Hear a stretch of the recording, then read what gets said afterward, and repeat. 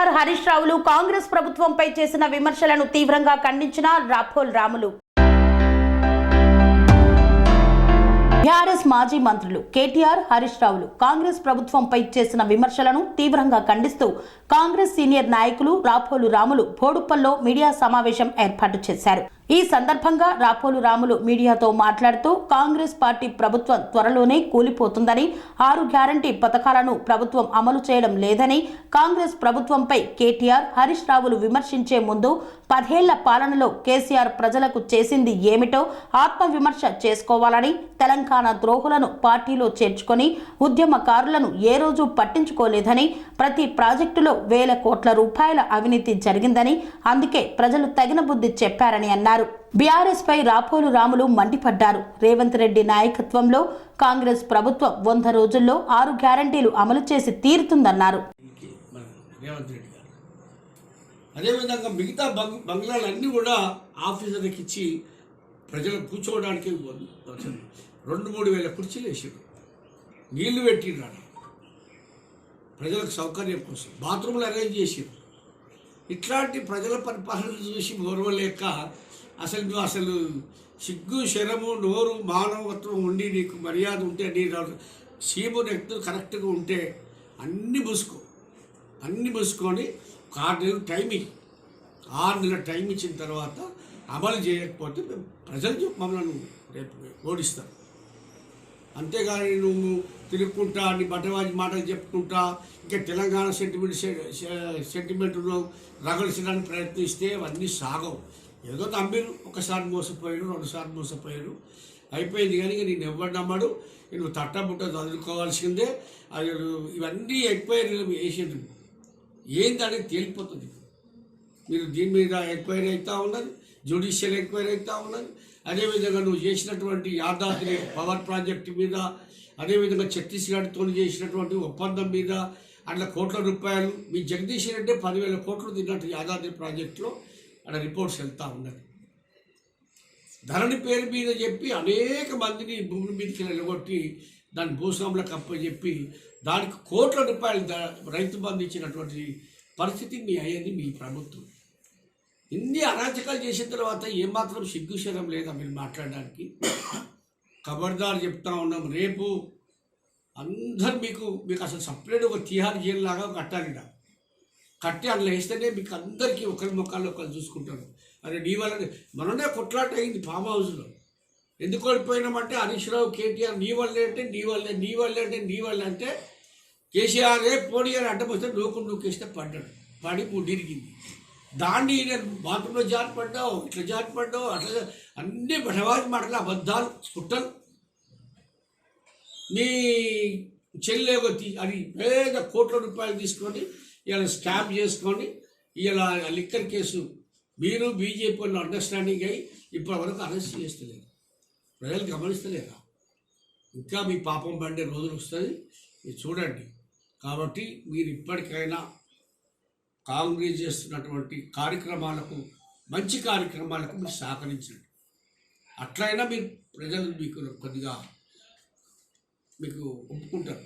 అంతేగాని ఈ విధంగా బట్టివాచి మాటలు మాట్లాడి, ఈ విధంగా విమర్శించి, మంచి పనులు చేసిన విమర్శించి రద్దు చేస్తా అంటుండే. ఎందుకు రద్దు చేస్తావా? గవర్నమెంట్ రద్దు అయిపోతుంది. ఎందుకు రద్దు అవుతుంది? ప్రగతి భవన్ తీసేసి బీటలు కొట్టి ప్రజలకు అందించడానికి చేస్తావాను, లేకపోతే బస్సులలో మహిళలకు ఉచితంగా ప్రయాణం చేసినందుకు రద్దు చేస్తావా?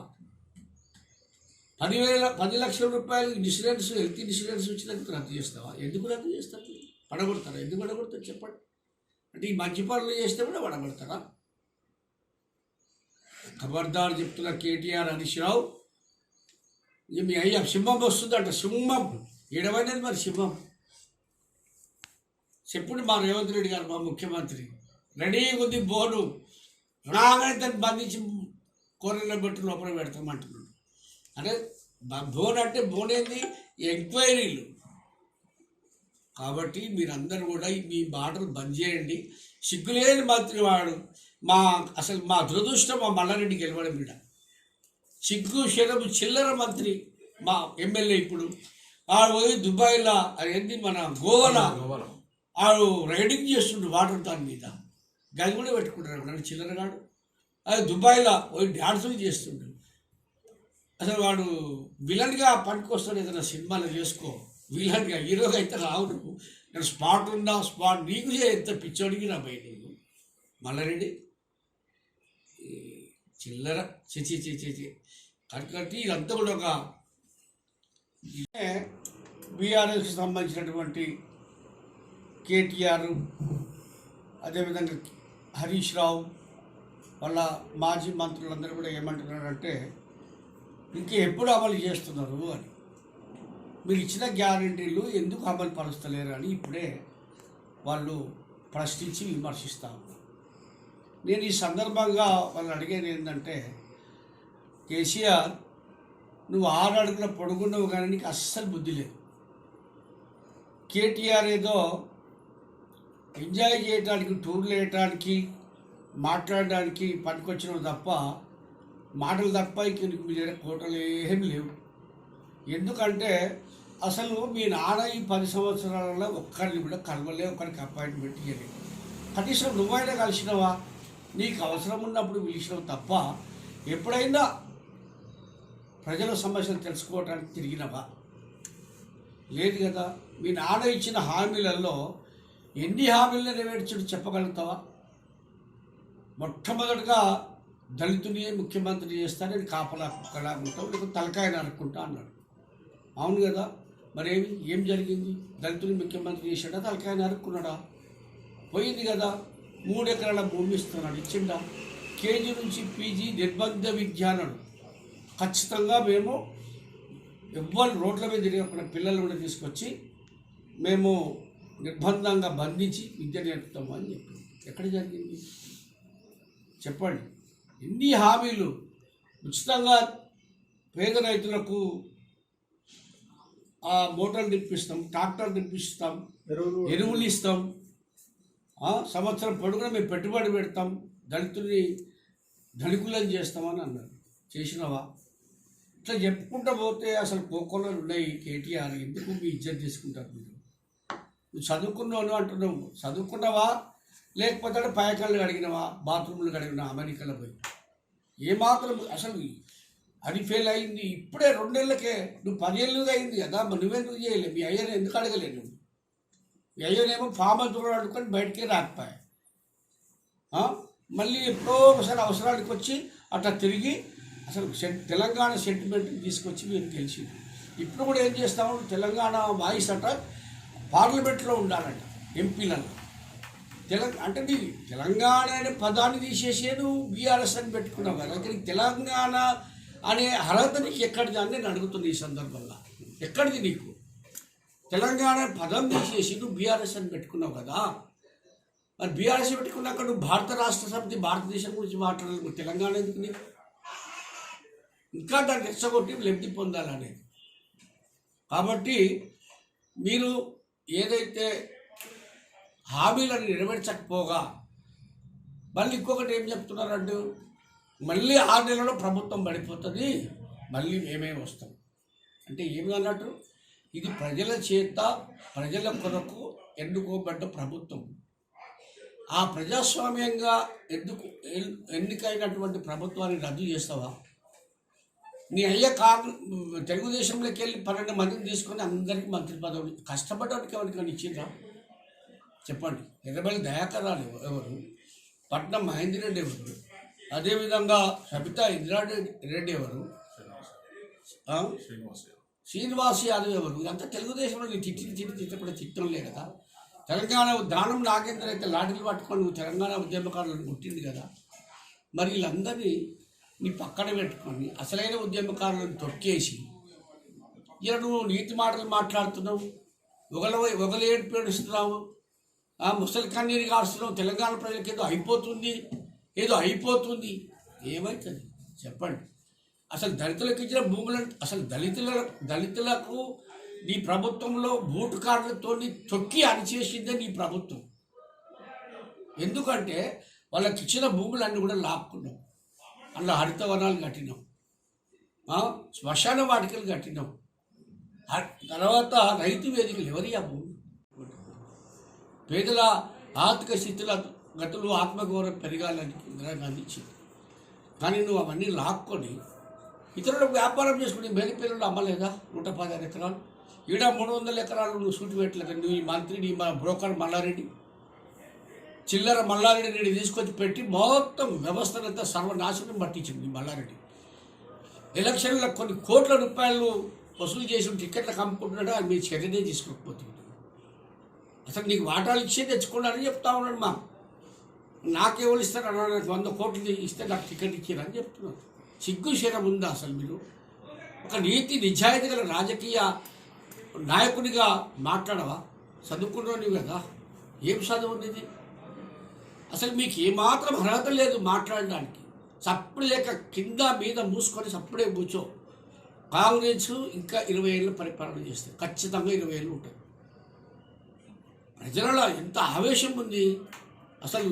సైలెంట్ సునామీ లాగా వచ్చింది. రేపు ఎంపీలలో కూడా ఖచ్చితంగా 10 నుంచి 14 ఎంపీలు గెలవబోతా ఉన్నారు. అర్థమైందా? కాబట్టి నువ్వు ఇంకా ఉరుకులాడి నీ పరుగు తీసుకోకని చెప్పి నేను సందర్భంగా తెలియజేస్తూ, మళ్ళీ మాట్లాడితే మళ్ళీ నువ్వు ఈ విధంగా చులకబారు చౌకబారు రాజకీయాలు చేసుకుంటూ ఏదో నీ మాటలతోని పబ్బం గడుపుకుంటూ ఇక సాగదు. తెలంగాణ ప్రజాధనాన్ని తీసుకుపోయి కాళేశ్వరం అనే ప్రాజెక్టు 1,00,000 కోట్లు ఖర్చు పెట్టి ఆ నీళ్ళు అవి నేను చేసినా అసలు దాన్ని చెప్పుకొని నీ మంత్రులు ఒక దిక్కు, నువ్వు ఒక దిక్కు, మీ అయ్యి ఒక దిక్కు. అసలు నేను కాళేశ్వరం కట్టినా అది మా మల్లారెడ్డి చిల్లర మల్లయ్య అయితే ఏం చెప్తాడు, మా కేసీఆర్ ఇంజనీర్ అవుతారని తెలియదు. అందుకే గిట్ల ఏడ్చింది ఈ ప్రాజెక్ట్. మీ కేసీఆర్ ఇంజనీర్ అయి కడితేనే ఇట్లా ఏడ్చింది. ఇప్పుడు ఏమంటారు సీనియర్ ఇంజనీర్స్, ఎస్సీలు, సీఈలు ఏమంటా ఉన్నారు? మా మాట ఒక్కటి పట్టించుకోలేదు, మేము ఇచ్చిన సలహాలు పాటించలేదు. ఇసుక మీద అంటే ఉండదయ్యా, ఉండదు సార్ అని చెప్తాడు. నేను చెప్తున్నాను నువ్వు చేయి, don't want to talk anymore అని అంట. అంటే ఇక వాళ్ళు టెక్నీషియన్స్ ఎందుకు? వాళ్ళు చదువుకొని ఏం లాభము? మరి ఏమన్నా తీసుకున్నావా చెప్పు? ఇసుక మీద కడతారు ఎవడైనా? ఎంత బుద్ధి లేని మేస్త్రి అయినా కానీ, చదువురాని మేస్త్రి రాసి ఉంటుంది, రాయి వచ్చేదాకా భూమి గట్టి వచ్చేదాకా తీసుకుంటాడు, తవ్వి ఇల్లు కట్టుకుంటాడు.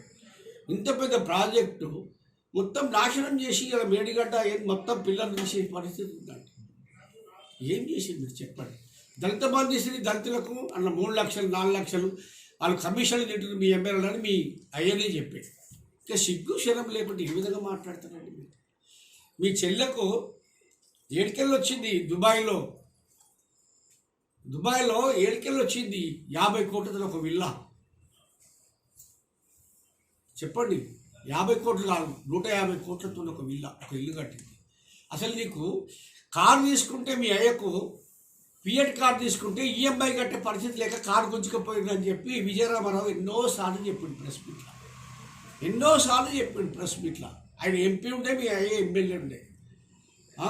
ఆయన ఒక కారు కొన్నాడు, ఈయన ఒక కారు కానీ తీసుకుంటే ఆయన కారు ఏమో ఆయన దగ్గర ఉన్నది, ఈయన కారు ఏమో కట్టలేక అట్లాంటి వాడు 100 కోట్లు పెట్టి విమానం ఎన్నికలు కొన్నారు. ఆయన మీరు చెప్పండి, ఎవరి డబ్బు అనుకుంటున్నారు మీరు?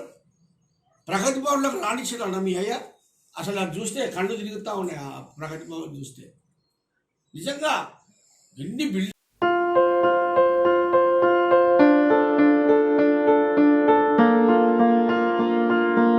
ప్రతి ఒక్కరికి అందుబాటు ధరలో అత్యాధునిక హంగులతో సర్వాంగ సుందరంగా ఆర్ఆర్ గార్డెన్ ఫంక్షన్ హాల్. మీ ఇంట జరిగే వివాహాలకు, పుట్టినరోజు వేడుకలకు, రాజకీయ పార్టీ కార్యక్రమాలకు, కార్పొరేట్ కాన్ఫరెన్సులకు, విందు వినోదాలకు అద్భుతమైన ప్రదేశం ఆర్ఆర్ గార్డెన్ ఫంక్షన్ హాల్. ఆహ్లాదకరమైన వాతావరణంలో విశాలమైన వివాహ వేదిక, సువిశాల పార్కింగ్ సౌకర్యంతో అందుబాటు ధరలో ఆర్ఆర్ గార్డెన్ ఫంక్షన్ హాల్. మీ ఇంట జరిగే ఏ శుభ కార్యానికైనా అతి తక్కువ ఖర్చుతో గ్రాండ్ గా సెలబ్రేట్ చేసుకునేందుకు అనువైన ప్రదేశం ఆర్ఆర్ గార్డెన్ ఫంక్షన్ హాల్. మా address Aleru to Kolanupaka road, Yadadri Bhuvanagiri జిల్లా. బుకింగ్ కొరకు సంప్రదించాల్సిన ఫోన్ నెంబర్ 8555993450 మరియు 8125847432.